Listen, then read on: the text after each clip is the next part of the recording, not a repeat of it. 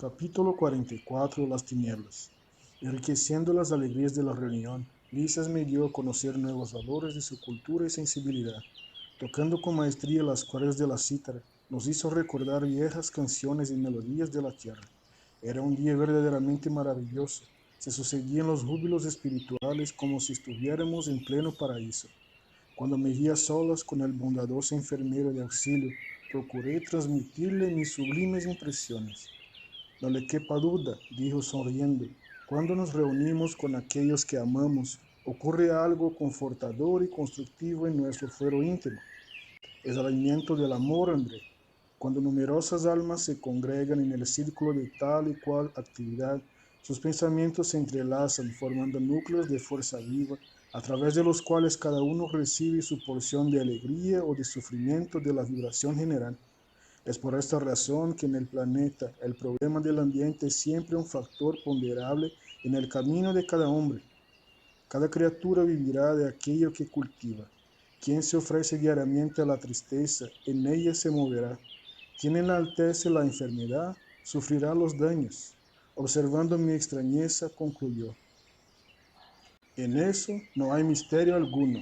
Es ley de la vida tanto en los esfuerzos del bien como en los movimientos del mal. De las reuniones de fraternidad, de esperanza, de amor y de alegría, saldremos con la fraternidad, la esperanza, el amor y la alegría de todos. Pero de toda asamblea de tendencias inferiores, en las que predominan el egoísmo, la vanidad o el crimen, saldremos envenenados por las vibraciones de esos sentimientos. Tienes razón, exclamé conmovido. En eso ve igualmente los principios que rigen la vida en los hogares humanos. Cuando hay comprensión recíproca, vivimos en la antecámara de la aventura celeste, y si nos permanecemos en el desentendimiento y la maldad, tendremos el infierno vivo. Licias tuvo una expresión de buen humor que confirmó con una sonrisa. Entonces me acordé de interpelarlo sobre algo que me estaba torturando la mente desde unas horas atrás. El gobernador, cuando nos dirigió la palabra, se había referido a los círculos de la tierra, el umbral y de las tinieblas, pero no había tenido yo hasta entonces noticia alguna de este último plano. ¿No sería región tenebrosa el propio umbral, donde había vivido yo mismo en densas sombras durante años consecutivos? ¿No veía en las cámaras a numerosos desequilibrados y enfermos de toda especie, procedentes de la zona del umbral? Recordando que Ulises me había dado nociones muy valiosas de mi propia situación al iniciar mi experiencia en nuestro hogar, le confié mis íntimas dudas exponiéndole la perplejidad en la que me encontraba. Él esbozó una fisonomía bastante significativa y habló: llamamos tinieblas a las regiones más inferiores que conocemos. Considere a la criatura humana como viajera de una vida. Algunos muy pocos siguen con resolución el objetivo esencial de la jornada. Son los espíritus muy nobles que descubrieron la esencia divina en sí mismos, marchando hacia el blanco sublime sin vacilaciones. Pero la mayoría se estaciona. Tenemos entonces multitud de almas que se demoran siglos y siglos recapitulando experiencias. Los primeros siguen líneas rectas, los segundos caminan describiendo grandes curvas. En ese movimiento, repitiendo marchas y rehaciendo viejos esfuerzos, quedan a merced de innumerables vicisitudes. Así es como muchos acostumbran a perderse en plena floresta de la vida, perturbados en el laberinto que trazan para sus propios pies. Se clasifican así a millones de seres que deambulan por el umbral. Otro, prefiriendo caminar a oscuras por la preocupación egoísta que lo absorbe, suelen caer en precipicios estacionándose en el fondo del abismo por tiempo indeterminado. ¿Comprendió? Las explicaciones no podrían ser más claras. Sensibilizado por la extensión del asunto y su complejidad, ponderé: de otras maneras, ¿qué me dice de estas caídas? ¿Se verifican solamente en la tierra? ¿Solamente los encarnados son susceptibles de esa precipitación al despeñadero? Licias pensó un minuto y respondió: su observación es oportuna. En cualquier lugar el espíritu puede precipitarse en los abismos del mal, pero hay que destacar que en las esferas superiores las defensas son más fuertes, por lo que, consecuentemente, es mayor la intensidad de culpa en la falta cometida. Entretanto, objeté, la caída siempre me pareció imposible en regiones extrañas al cuerpo terrenal. El ambiente divino, el conocimiento de la verdad, el auxilio superior se me figuraban antídotos infalibles al veneno de la vanidad y la tentación. El compañero sonrió y esclareció. El problema de la tentación es más complejo. Los paisajes del planeta terrestre están llenos de ambiente divino, del conocimiento de la verdad y del auxilio superior. No son pocos los que comparten ahí batallas destructoras entre árboles acogedores y campos primaverales. Muchos cometen homicidios a la luz de la luna, insensibles a la profunda sugestión de las estrellas.